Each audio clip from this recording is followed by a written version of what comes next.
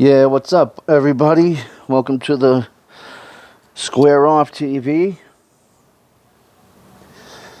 I've been promised you guys a video, so I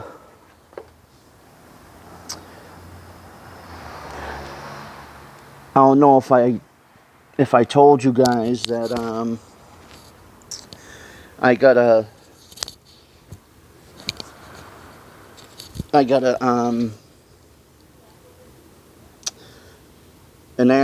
current judge. Got the wrong Aaron. I'm sorry. I got a current judge who owned this gym in Quincy, Massachusetts called Mc.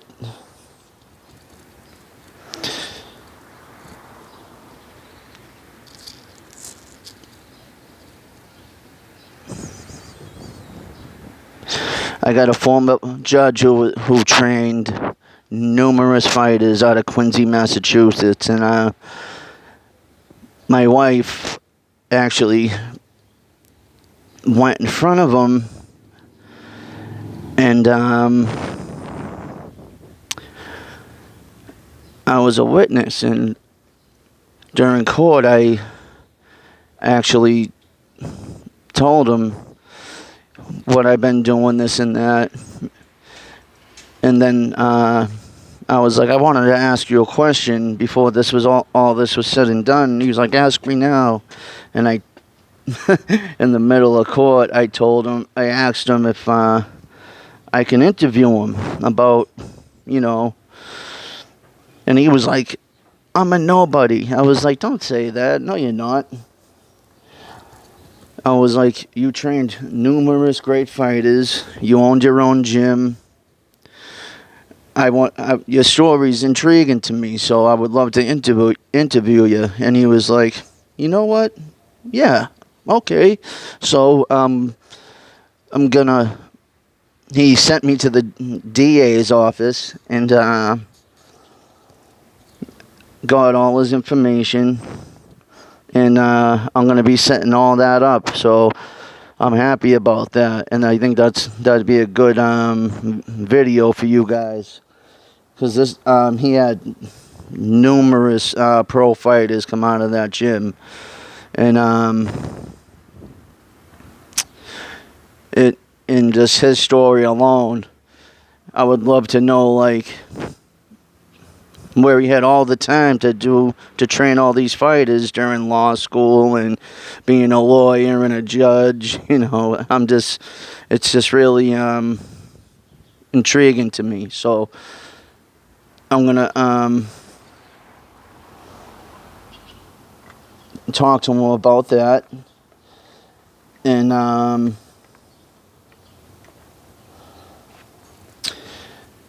hoping to find this gentleman who was he was actually one of the teachers in the jail I was at, and he ended up. This gentleman was he was a state trooper at one point. Ended up getting, I don't know, it wasn't for him. They didn't make good money back then, so he ended up, all his friends were wise guys, gangsters, so he ended up just chilling with all his gangster buddies and getting into a life of crime. And actually, Whitey Bulger was looking for him, wanted him dead, and obviously he didn't catch him, because he ain't dead. He's actually he wrote a couple. He's actually an author. He wrote the book called Boyos. That's if you don't know what boyo means, that's the definition of that is a young Irish lad. In the Massachusetts state prison system, that was a prison gang. At one point in the early 2000s, actually, my old cellmate was a boyo. Good dude. Funny. Hilarious.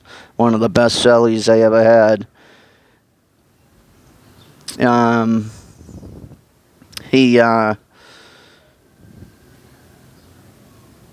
I would ask him certain things, and I don't want to really I don't want to get into the story without his permission. So I'll get back to you on that. But I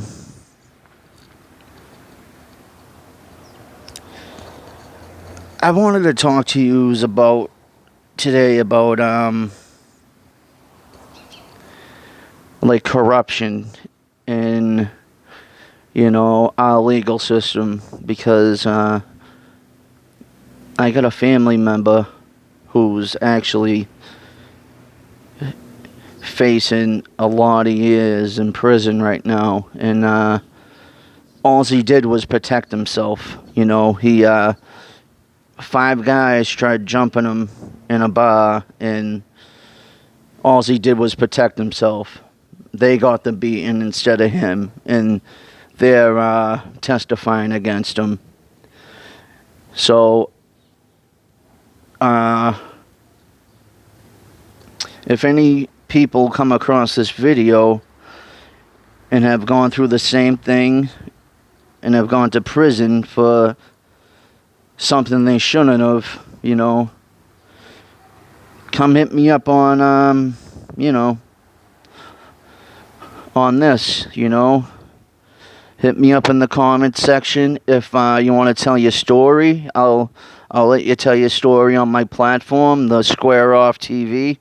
I actually got another show, Boo the Haters Worldwide, because who likes a hater? Nobody. I don't. Boo. Boo all the haters. Yeah, so it's Boo All the Haters TV. And hopefully in the next week or two, you guys will be seeing me with different glasses. I got swag, you know what I mean? So I gotta pick out some wavy glasses, so I don't look like one of the Hanson brothers when I'm talking to you guys, you know what I mean? If you don't know what the Hanson brother is, look up Slapshot. It's a movie it's a hockey movie from the 70s, and these 3 triplets who actually wear black thick glasses, and they go around kicking everybody's asses on the ice. It's pretty funny, so you'll know what I'm talking about. But back to the story. My cousin Joey, I shouldn't even have said that, but whatever. He ended up protecting himself, and now he's basically fighting for his life. They're trying to give him a habitual offender, because when he graduated college, he he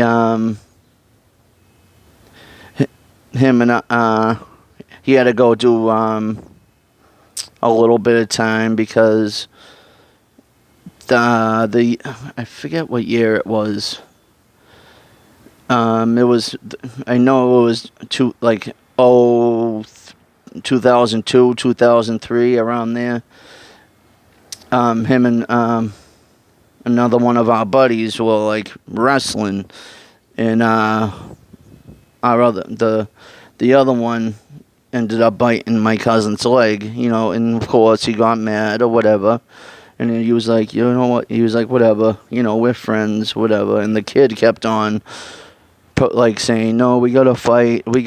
My cousin's like, I don't want to fight you. And granted, my cousin's I told you, he's 6'4", 270 pounds of pure muscle, and moves like a cat, and very dangerous with his hands. He can, you wouldn't want to, you wouldn't fight you. I don't care who you are. You would think the toughest person would think twice about fighting this kid. they were walking they walked up to the top park. Remember I told you where been at, like in Goodwill Hunting, where they were watching the Little League game. Well, it's actually a softball field. Well, they were up there, and that park goes for like a half a mile around up top. And they were up there, and my cousin kept on telling him, like, I don't want to fight you, we're friends, just because he knew what he would do to him. The kid was tall, but lanky. He knew what he would do. And the kid kept on saying, no, we gotta fight. And when my cousin wasn't looking, he tried fucking hitting him. So my cousin stepped back and hit him with a get away from me jab. A get away from me jab is when you least expect it, you throw that left out, you know? You throw that left, straight left. And if you kept coming, you throw that number 2, which is a straight right down the middle. But he didn't need the number 2, because with that jab, the kid was knocked the fuck out snoring. And there was 2 other friends there. And they say once a person's knocked out, you don't move them. You do not move them.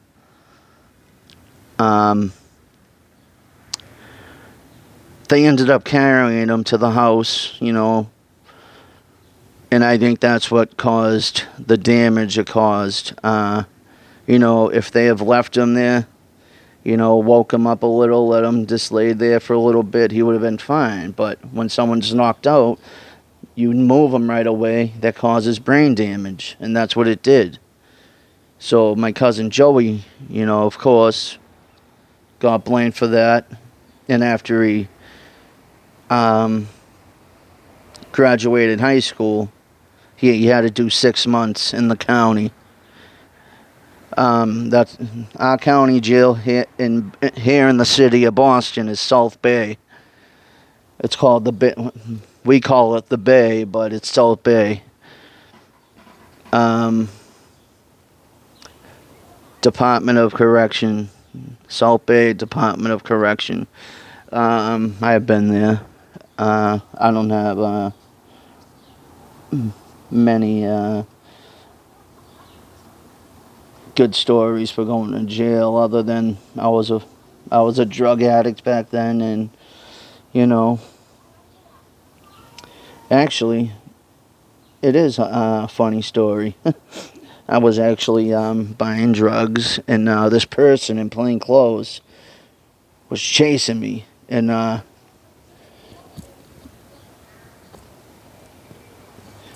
the person was chasing me, so I'm like, what? I just kept on running until finally the person hops on my back, and I flip them over. I'm like, hi-ya! And they end up falling over my shoulder, feet in the air. Pulled a Mr. Miyagi move, and I'm beating them up. I'm on top of them because I didn't know who the person was. Come to find out, it was an undercover cop. From all the cops that were running towards me, I was like, holy shit. He was like, I'm a fucking undercover cop, you asshole. And of course, he got some freebie shots on me when I was handcuffed. He's a bitch for that, but whatever.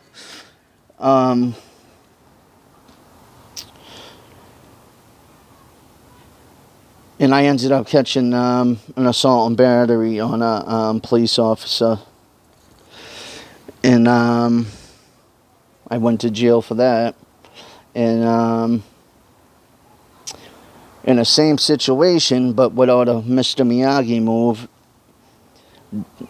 DCU in the city of Boston means drug control unit. Hopped out of this old-ass caravan. They were the size of the New England Patriots front line, big-ass motherfuckers. They come out, tackle me, and they're holding me there. And guess who comes walking his little dwarf ass around that van? The kid I did the Mr. Miyagi fucking move to. And he walks up to me like my hands are held. They're holding my legs. And he grabs me by the jugular like that. And there, luckily it was right in front of my house, right here, right behind the gate where the basketball hoop is. You see the basketball hoop right there? Anyways, right there in front of my house, so they couldn't fucking kill me like they probably wanted to do, like they do every fucking black person in the United States. They couldn't do that to me because it happened to be a hot summer day and people were sitting in my yard. So luckily for me, I got the bags down my throat, and because I ended up wrestling my hand away, and I went like this. I got his hand off my throat, and I swallowed, and he considered that an assault and battery on a police officer. So now I got 2 assault and batteries on a police officer. In the state of Massachusetts, there was this huge story with you know the people that at the drug lab that, like, if you get caught with like whatever amount of drugs you have, they got to test it to see, you know, if it's really, you know, coke, heroin, or whatever, you know, because it can be anything. It can be baby powder, you know, who knows. There was a story with this woman called Annie Dukin. Annie Dukin she worked in the drug lab, and she was sleeping. She was having an affair with this DA, and then Annie Dukin was having an affair with the DA, and they come up with this plan just to, you know, the more convictions they have, the more money they get. And they ended up getting caught. And the little bit of shit I had was in her possession. So I got a letter from the state ethics commission saying that after I already did the time for it and everything, I did the year, and I got a letter in the mail like a year later saying that since the drugs were in her possession,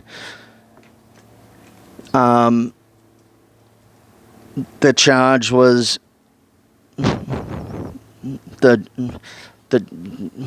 I forget what was it. Oh, the possession charge was dismissed, and and it would be expunged from my record. And I wish I still had that letter today because I'd show you. Because I can't. My license is still suspended because of that. But I have to go to the registry very soon because I want to get my license. You know. So anyways, there's a lot of corruption going on with the police and DA and everything. And if you met this person, you would think he was a nice guy, you know, good-looking kid, no homo. Went to college for 4 years, became an engineer, and what judge is going to want to put a person away for so many years like that if they went to 4 years of college, became an engineer? So there's someone don't like this person I'm talking about, and I think it all stems from the story I told you. When he graduated, he had to go do 6 months, and the cops at the time told the mother that I don't care what it is, I'm gonna try to get him when any chance I get. So, you know, you be the judge on that one, you know what I mean? this person don't deserve that many years in jail for protecting themselves, you know. They really don't. So if you've got a story, or if you had anything similar happen to a family member of yours, leave a comment and how to get in touch with you. I'll interview you on my show, on my platform. You know, get the word out for anybody. I don't care where you're from, what state you're from. It looks like I'm putting the wire in my mouth, but I'm not. But I'll help you get your story out for your family member or for you. So just hit me up on the Square Off TV. And I don't know how to like I said, I got another show called Boo the Haters, and I'd like to do it on there, but like I said, I'm brand new to this, and I'm not very good with like computers, tablets.